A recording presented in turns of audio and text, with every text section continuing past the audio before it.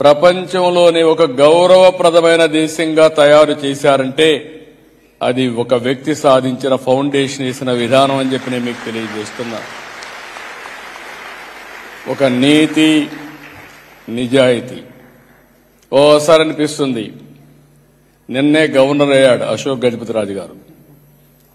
ఆయన ఫైనాన్స్ మినిస్టర్గా ఉండేవాడు.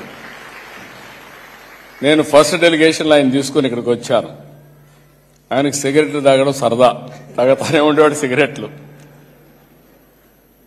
నేను ఎప్పుడు అనేవాడు, నువ్వు సిగరెట్ మానవయ్యా, లేకపోతే నీ ఆరోగ్యం పోతుంది, కొంచెం కంట్రోల్ చేసుకోమని చెప్పేవాడిని.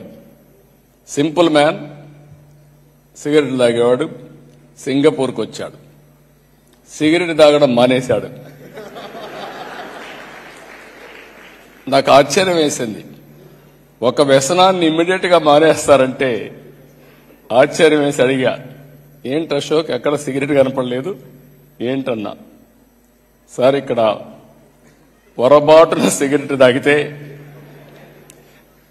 $500 ఫైన్ వేస్తారు.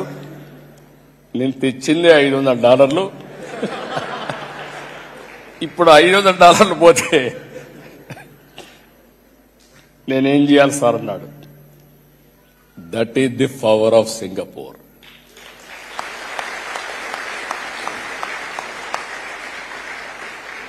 చాలా మంది దేశాన్ని గురించి మాట్లాడుతూ ఉంటారు, ఎక్కడా డబ్బులు తీసుకోరని. నేను 4-5 సార్లు ట్రై చేశాను,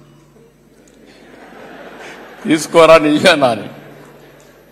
డ్రైవర్ని అడిగాను, టిప్పు తీసుకోవాను. సార్ తీసుకోమన్నాడు. ఏంటన్నా, అలవాట్లేదు సార్, ఇక్కడ తీసుకుంటే కరెక్ట్ కాదు, మీరు తీసుకోమన్నాడు. నేను అడిగాను, ఏంటా ఎవరు డబ్బులు తీసుకోరా అన్నాను. నాకు తెలిసి తీసుకోరు సార్, తీసుకుంటే మళ్ళా వాళ్ళు కనపడరని చెప్పి అన్నాడు.